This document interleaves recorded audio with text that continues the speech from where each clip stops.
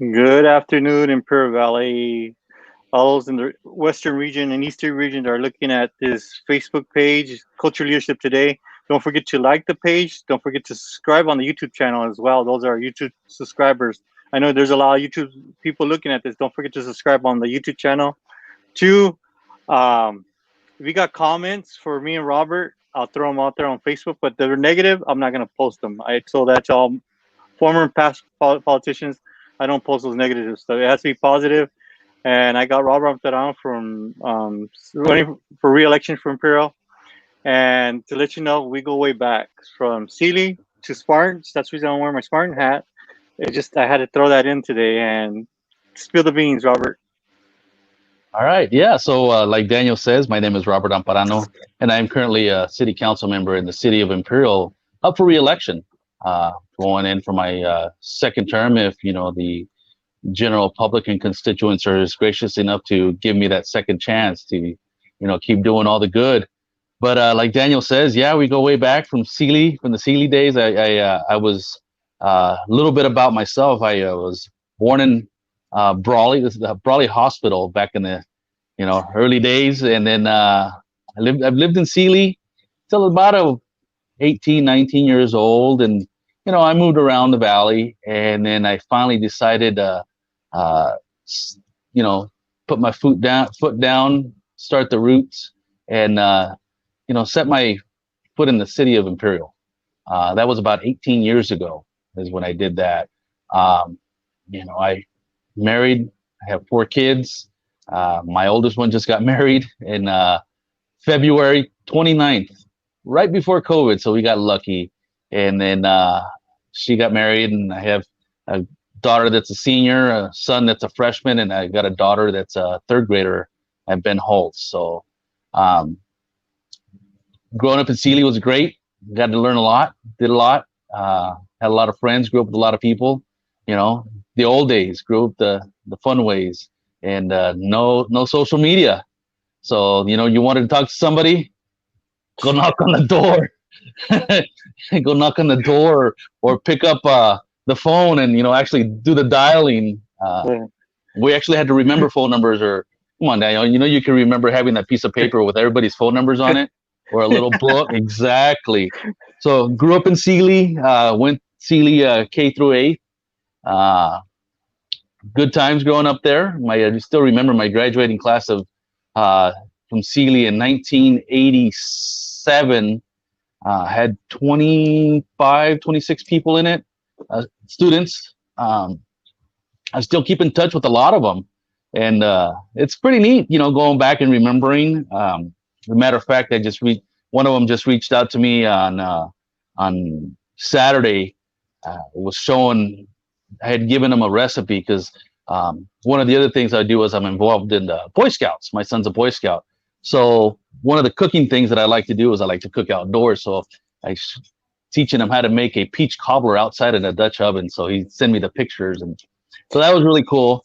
Like Daniel says, I went to Central uh, freshman year, senior year, graduated in 1991.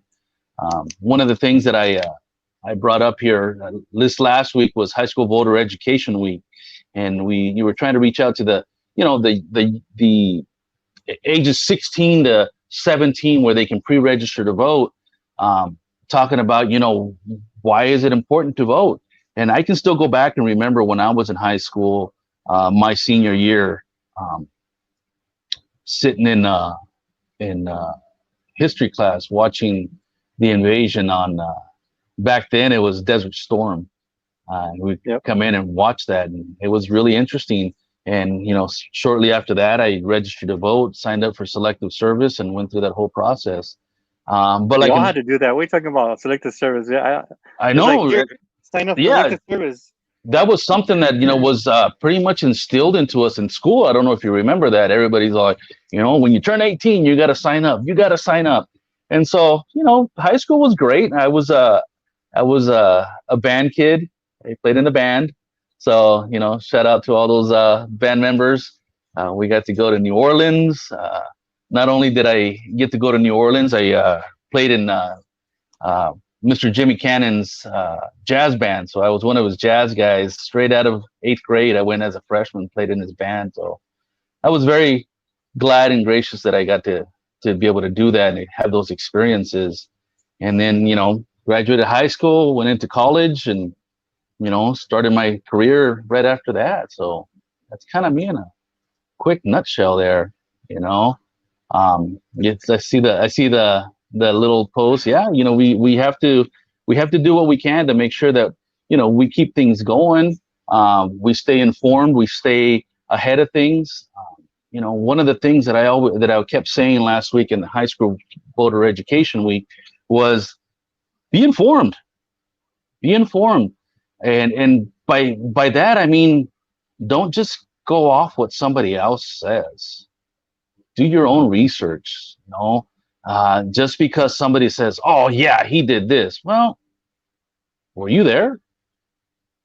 It just might be hearsay to make somebody else look bad. Be informed. Don't in the U.S. we have the right of to express our freedoms and express our beliefs, and this one should be one of those. When you set up to vote, you should be able to uh, express that right to vote and make sure you can talk to your candidates and your electeds. In my 4 years, Daniel, everybody that reaches out to me, I either a call them back, email them back, or go visit them at home. So that's been all my electeds. I'm sorry, all my people that have contacted me with issues. There's some that still reach out to me and say, "Hey, do you think we can meet?" Yeah, sure. You tell me when. I mean, not right now during COVID, but pre-COVID, we would meet. I had one over at the Victoria Ranch had a problem, and we met at the park. We met at the park. There was another one that reached out to me, and we met at the parking lot of Malupes and talked about it. Sure. Emails and other people that just reach out to me, and I'm always here. I'm always available to talk and go over and see and talk about their problems. So, but then that's the whole thing is being informed. Make sure you can talk to your electeds and be available. I think that's the biggest part. So, um, but with that, that's kind of where I'm at. As far as you know how I came to be here. Um, I don't know if you have any other questions on something like that, or No, the one you said you were going to tell me, throw me the scoop. What made you run years oh, ago so for what city made of me Imperial? run? Yeah, so that's a pretty good story. So I live in the city of Imperial. Like I said, I've been here 18 years. Um, I I had an issue. I didn't know what to do. I didn't know who to what go about it. So I mentioned it to somebody at work of the issue that I had, and they said, "Hey, you should go talk to the city council." And I'm going like, "What's that?" I didn't know what it was. And they said, "Well, do you know such and such?" I said, "Well, yes." They're like, "Well, go talk to him. He can help you out." It's like, "Oh, okay." So I reached out to the person and said, "Hey, I got this problem. I want to see if they told me you can help me out." And he says, "As a matter of fact," he says, "I got a meeting coming up." He says, "I want you to show up and tell us about your problem." Okay, so where do I show up? I had to go through this entire process. I don't know where. Granted, I've been living here in the city for, by then it was 11 years, and I still didn't know where, you know, the chamber hall was and all that good stuff, or the council chambers. So they told me to show up. So I showed up, and I get the hey, good job for showing up. And so they go through this process that he tells me, he says, I'll let you know when to come up. I was like, okay. So I come up, they start the process, and he nods at me, and so I stand up and I say, "Yeah, I have a question." And so I'm standing in the back in my chair. They're like, "Yeah, please step up to the podium." And so, state your name and address for the record. And so I said, "Yeah," I said, "My name is Robert Amparano and I live, my address." And so they said, what is it you want to talk to us about? I said, "Well, I got this issue." So I explained my issue. They went, looked over to one of the departments and says, "Can you take care of that?" "Not a problem. We'll take care of it." And I said, "Well, thank you very much for, taking your time." I said, "All right." So I sat down, and kept listening. It was interesting. Well, lo and behold, my issue about 2 days later gets resolved. I was like, wow, that was really cool. And so I make a call. Hey, when's your next meeting? Oh, such and such day. Why? Just asking. I show up again. They're like, is there another issue? Like, nope. Then why are you here? I said, I really enjoyed seeing what I saw last time and what you guys did. And to be informed of what's going on in the city. I had zero clue, Daniel, what was going on in the city. So to make a long story short, I sat in the audience for 3 years in the same chair, in the same spot for 3 years after I finally decided to run. I thought by that time I was pretty well versed, informed on all the matters that were going on in the city that were public, knowledge. And I was able to hear all the interaction between the council, the city, organizations, and all that good stuff that was coming in. So I can still remember me sitting in the audience when the apartments on Barione were being drafted. And I can still remember me going back and forth with the developer on that. And up to about a year ago, the developer comes up and goes, "Hey, Robert, how you doing?" I said, "I'm doing great." He still remembered who I am. But now I'm in a different capacity. I'm not sitting in the audience. And so we had a lengthy discussion, and and just like I told him, I said, "Yeah, I remember." I said, "I know who you are." I said, I don't forget." And the nice part about this, Daniel, is that even sitting in that audience for 3 years, I can still go back and remember some of the issues that predated me being on the council, going like, "Well, you guys vote." No, that was not me. That was the other council. Somebody else. Obviously, we inherited, but it was prior to. And so I know, I see those issues. I saw all the little things that were happening. And so when I was elected on my first term, I came in, I was, like I said, pretty well versed. I didn't know the closed session stuff, but I knew the majority.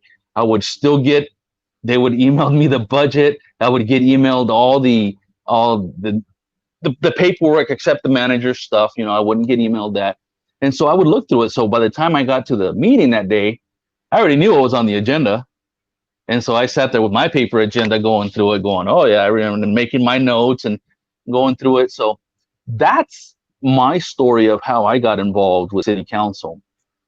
One of the things that everybody goes and says, "Well, I never knew you were a politician." I said, "Well, it wasn't.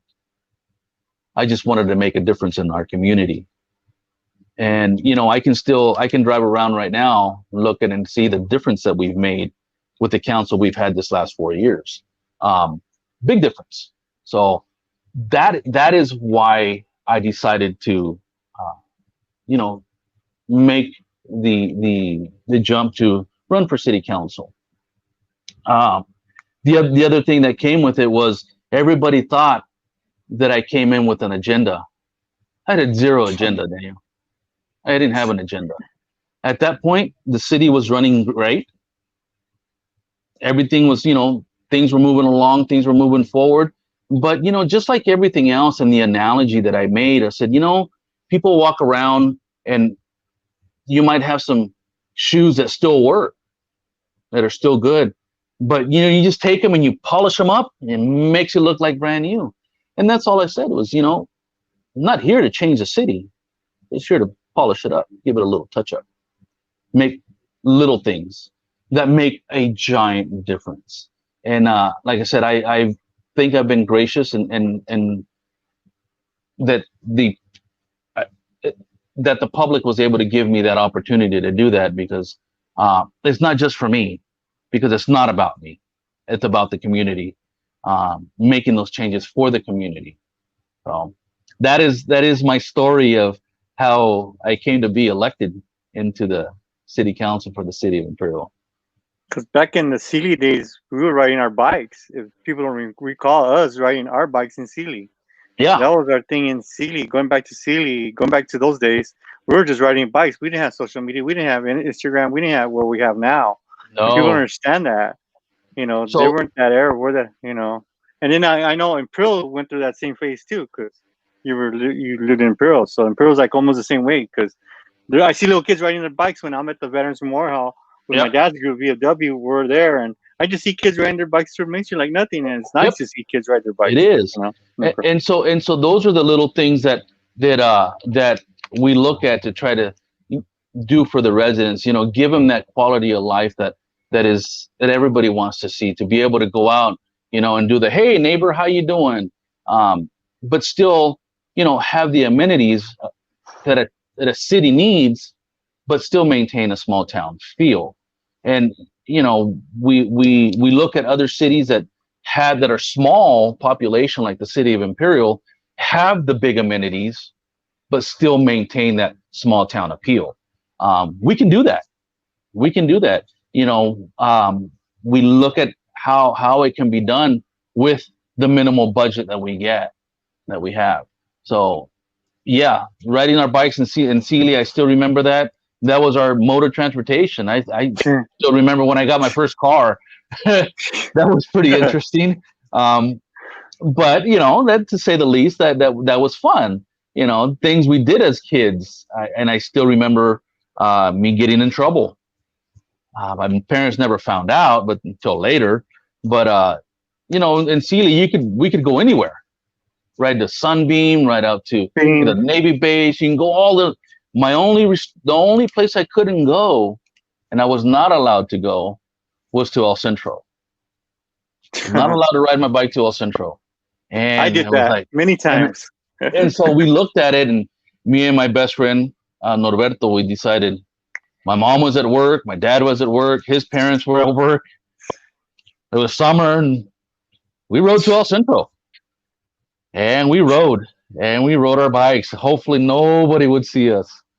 And I still remember riding our bikes. We get to remember back then the Country Boy right there on Labrucherie and Mhm. Evan Hughes. We passed Dude. that, and we're like, we're in, we're here. We get to Imperial Avenue in El Centro, right there where Church's Chickens is. And I remember me and Beto standing there looking at the intersection, going like this. What What the do we heck? do now? I don't know. What do you want to do? I don't know. What do you want to do? I don't know. You want to just go back home? Sure. We rode right back home. We didn't do a thing in El Centro. So, but it was a great time growing up, and growing up in the city of Imperial with my kids is the same thing. I can sit out in my driveway and watch my daughter ride her bike. I can watch my neighbors come out, and they're the same age, and ride bikes together, ride scooters, ride their hoverboards, play in the front yard, bring out the chalk, do sidewalk chalk. Those are the little things that we look at that, a town should have. Those things where you should feel comfortable, you should feel safe to be able to, your kids to go outside without having to, hover over them. I mean, we're going to watch them, but, I'm sitting in my garage, she's playing on the sidewalk or she's riding her bike. I can still see her. I can still see all the way down my block. And if it's not me sitting out here, it's my neighbor. And we're constantly going back and forth. Hey, neighbor, you what? I'm out here with a kid, or I'm going to run in. Yep, no problem. So that having that small town feel where uh, you can be comfortable is one of those things we strive for. We still want those big things. We still want the stores. We still want the restaurants. We still want all that.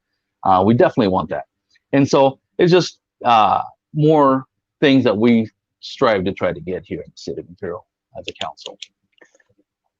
My question: any new developments coming up, or anything planning for before now an election, or the past projects you guys done already in So Imperial? we do have a groundbreaking coming up here pretty soon.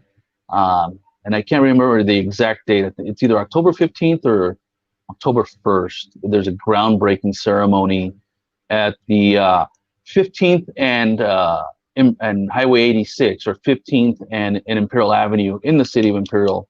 The city of Imperial owned had 4.5 acres right across from Frank Wright, and we're doing a groundbreaking for. There'll be a virtual groundbreaking. We're going to be building. They're going to be building a 7-Eleven. So there'll be a 7-Eleven right on the corner, and then in that same development that they're going to build that 7-Eleven, there's going to be like a little strip mall. The new U.S. Post Office is going to be going there with their new post office building that they're going to build, the state-of-the-art post office. So we look forward to that one. It'll be a nice development, nice project that'll start to happen. I don't think it's going to be finished before Election Day, but it is something that is in the works. The groundbreaking's coming. The other one that we have in the works right now is we have a couple big projects, Daniel, in the city of Imperial. One of them we're going to do is we're going to do the rehab and widening of 2nd Street from Highway 86 all the way to what we would call P Street, which would be Clark. We're going to widen that entire area. So it'll allow traffic to move freely through there. So it'll be a nice big project that's coming. You know, very well anticipated. You know, even though we do only have it once a year, the Ivy Fairgrounds, the new name, Ivy Fairgrounds, will have that bigger street, the bigger road in front of them to actually allow more traffic in and out, a smoother flow to come in. So that project's an anticipated project.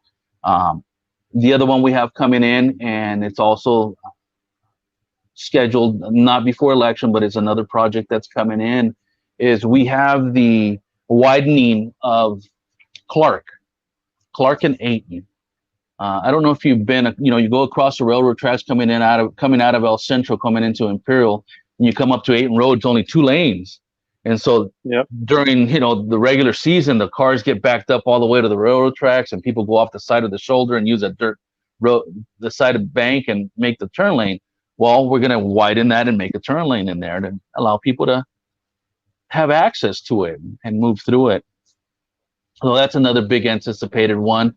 The other one we have is the bike path from, I'm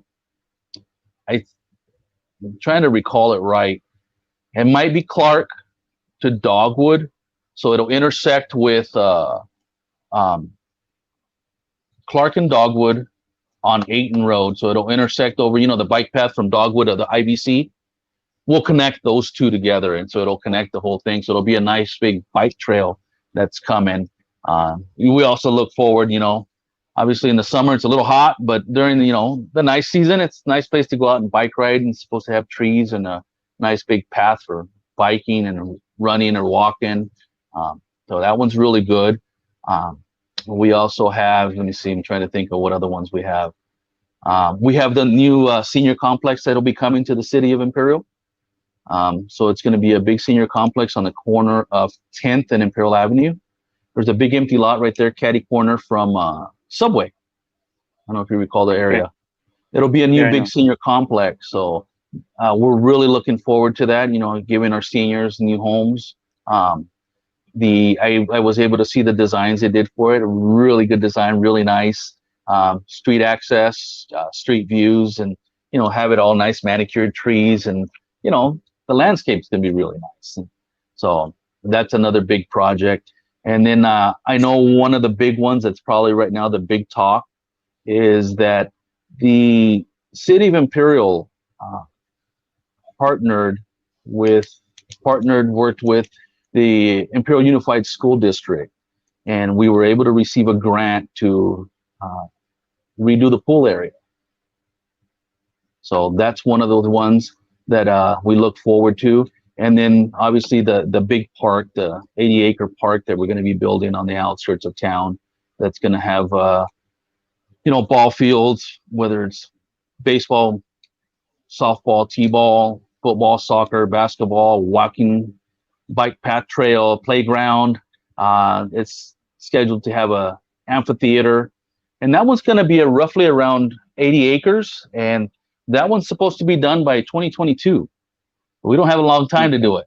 So, but it is something that's very anticipated. And, we look forward and are excited to have that one come to the city. So those are just some that I can remember off the top of my head. So Oh, that and means then Christmas in a small town is going to be virtual now this year. Christmas in a small town.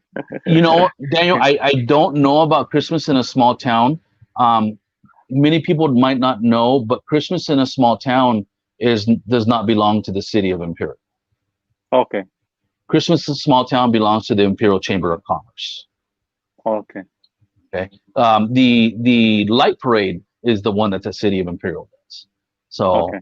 I mean, I know it might sound the same. It's just the technicalities. It belongs. The Christmas in a small town does belong to the Chamber of Commerce, and you know that they Okay. do a great job. They do a great job at putting on that event every year. So I don't know what their plan is right now with COVID, of what they're going to do or what their plans are. I know that we are, and I say we, the city of Imperial, is having conversations about our market days, or about parades and stuff like that. So I really can't get into much of that, but there is No, conversations that's cool. going. No, But there because is that some caught planning. my attention. Market days and where my dad's group, we do fish tacos at the Oh Res yeah, Memorial on Christmas in a small town. They sell out quick, and oh yeah, Imperial PDs are the first guys there. We see your law enforcement guys. They're the first guys. They're like, hey, we're going to bring the fish tacos. Chewing oh it. yeah, All Imperial PDs shows up. We're like, okay, and then yeah. firefighters will show up. The reserves will show up later. And so just that's a popular Everybody shows site up. when we. Then you get the people showing from the parade in El Centro and wherever, Oh they yeah. all show up from the parades. They all show up later. Yeah, It was it's a big thing. estimated this last year at the Christmas light parade, and we did the light parade in conjunction with a market days. It was estimated that we had over 17,000 people in attendance in the city of Imperial for the events. So Oh my god. that was a lot. It was a lot, but you know, it was a great event, great things. You know, a lot of great floats, a lot of great booths. It was a great event overall. So we look I, forward to something like that and see what happens. I missed that because I was in Sacramento that day. I'll let you know that. I missed that last one. I was in Sacramento. I see. I was in Things the happen. capital. I was in the capital. It happens, you know. It is what it is. Sometimes, you know, business comes first. But Yeah. so one of the other ones that we have is we did receive a grant, and the grant is to allow us to work on some of the parks. So we have a handful of parks that are scheduled to get some rehab.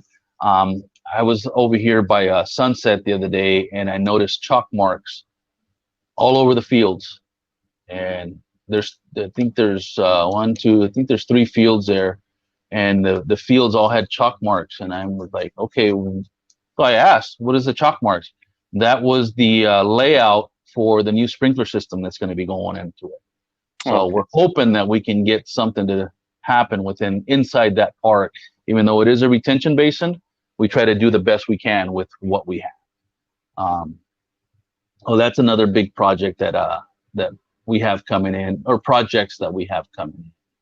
But you know, we're excited to have all these opportunities to be able to, you know, have our residents give something to our residents so that they have places to go, and you know, places to visit within the city. And then I know you don't have no say so over the fairgrounds, but I get questioned out even though we're not towards it, but I get calls already like, "Are we gonna have a fair this year?" I go, "I don't know. You got to call the fairgrounds." Is one. I'm telling people to call them already. They're Yeah, you questioning know, that already. so that's one of those that, yeah, we don't have a say so because that is a state fair.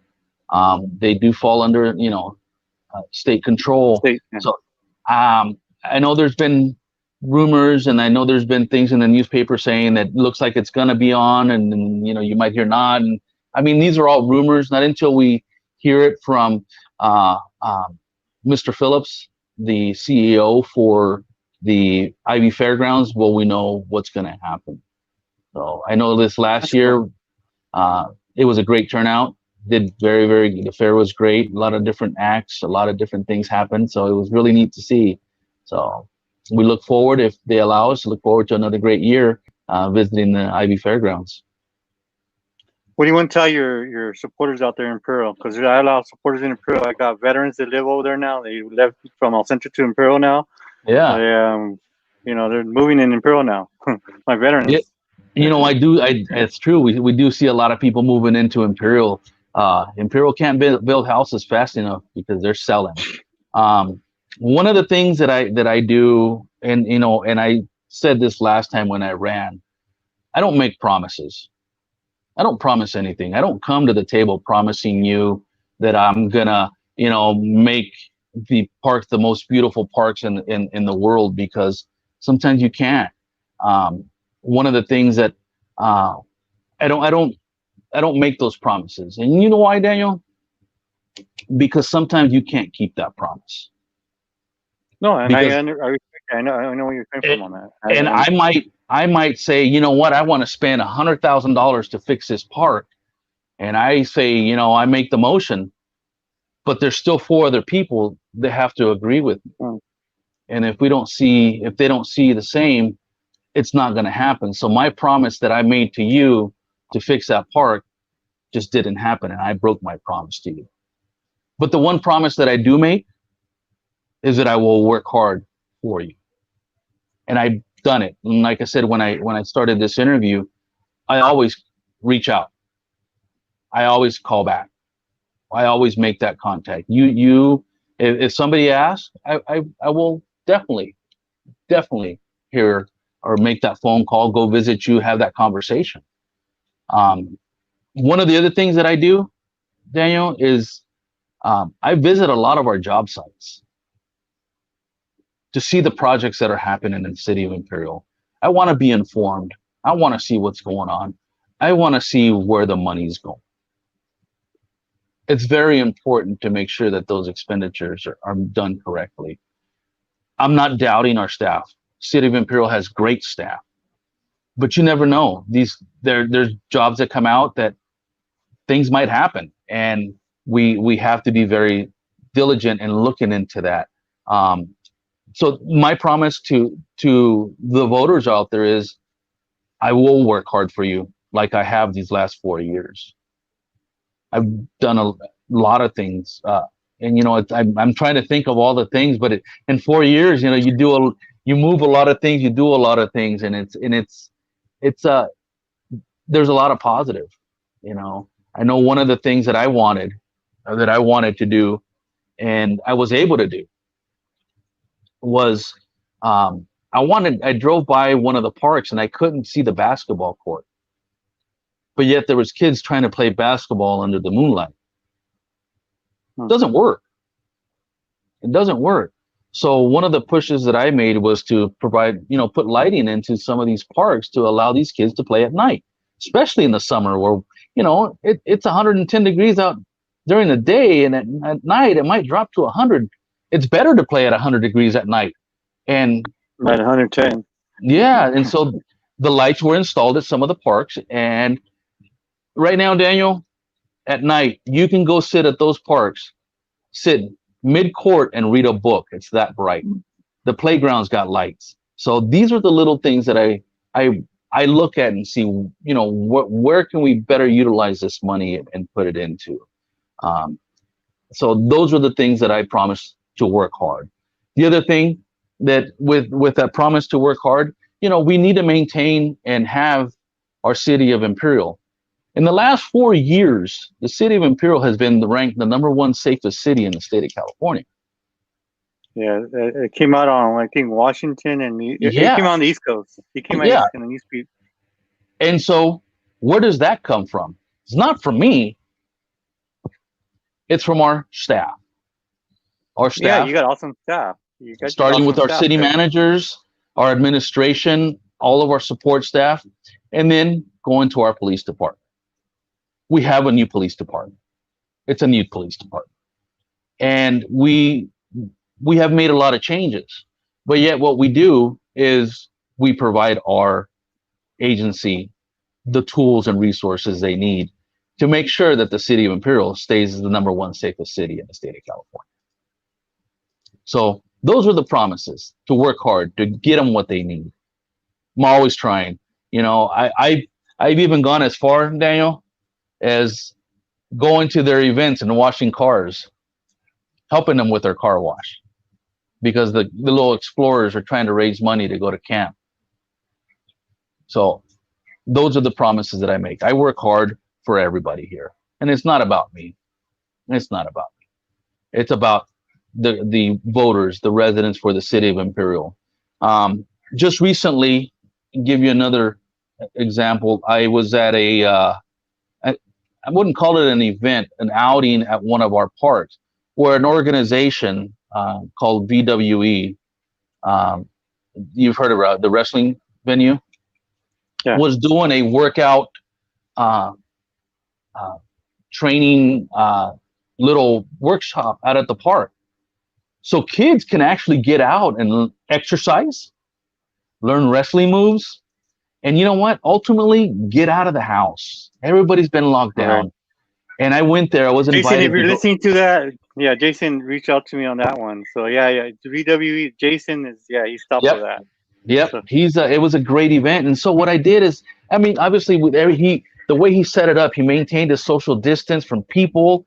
And so if you were a family, you could sit together, but if you weren't, you had to maintain it. And I kid you not, they were probably 10 feet apart. Everybody working out, doing their exercises. And on one of the breaks, I went up and was talking to one of the families, and it was a mother-daughter. They were from the city of Hopeville.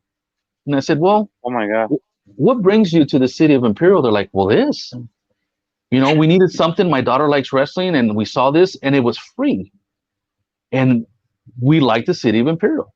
City of Imperial is nice. I said, and so she's like, and that's why we're here, and we're going to keep coming. Another family that I spoke to, a mother-son combination team, was from the city of El Centro. The same thing.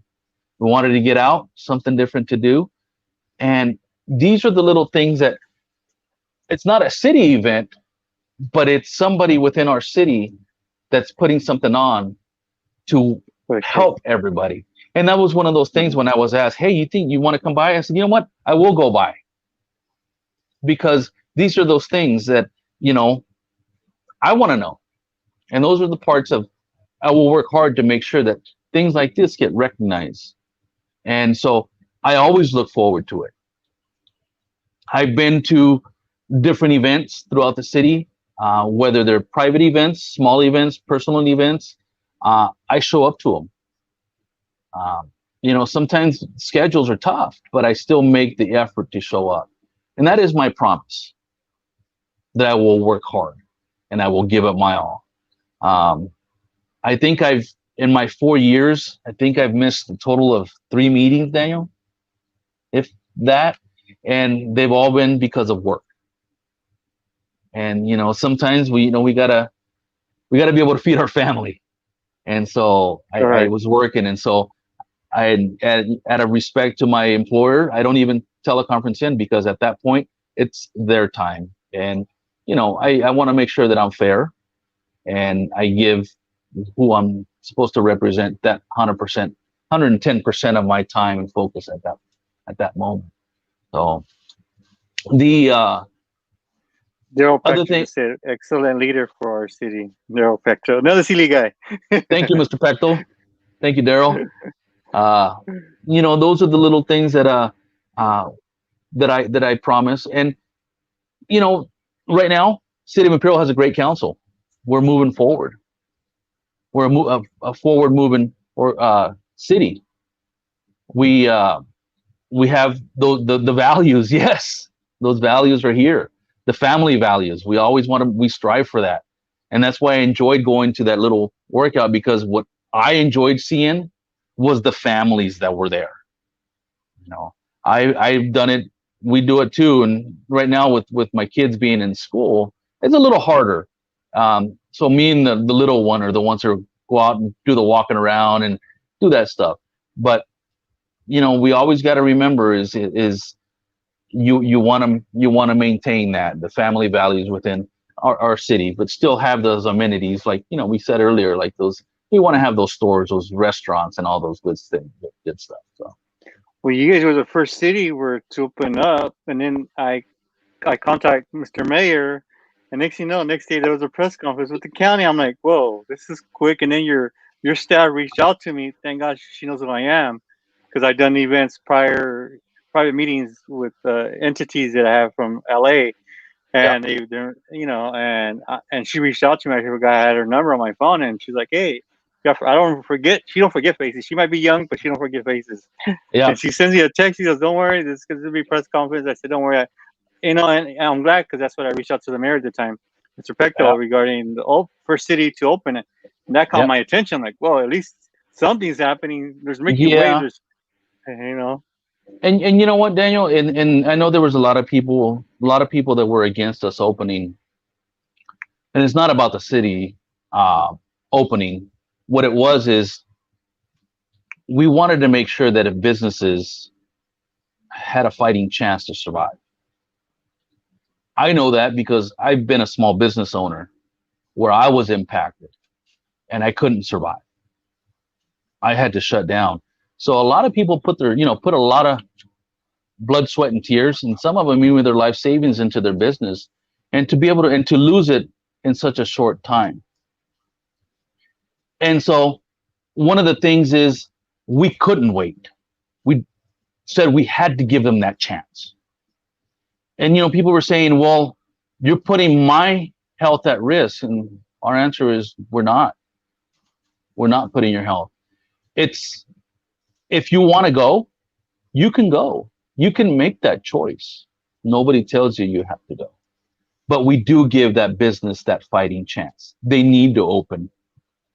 It's more about it's more than just about the business. It's about their survival. Every business has a family. Okay. We look at it, and your followers can agree with me. Everybody here has been to the big box store, Walmart, Costco, Lowe's, Home Depot, Target. What are their safety measures? Slim to Correct. none. Small businesses have more safety measures to take care of their customers, because not only are they customers, they are families. We know that small businesses put money back into the cities, put money back into organizations. When you support a small business, you're supporting a football team. When you're supporting a small business, you're supporting gymnastics. You're supporting all these small organizations because those monies come back. Like they'll And just put our families need access to parks and services. correct, It's about quality and life. Yeah, quality of correct. life. And that's why one of those things that we said is we're going to open up our parks. Take that caution tape off. Let people use the park. And that day that I went to go watch Jason's event, there was people at the park. There wasn't more than one. There was more than one family there. And guess what? There's still, even with the little signage that we had, people were still maintaining their social distance from each other. People can do it. But in this sense, is small businesses is what keep our communities going. We look at big businesses. Who are we supporting? We know who owns certain businesses, and we know who they belong to. So when you support a small business, you're supporting your community because they live here. Can you tell me where the owner of Lowe's lives? I know it's not El Centro, No, Calexico. I know it's not here in the valley.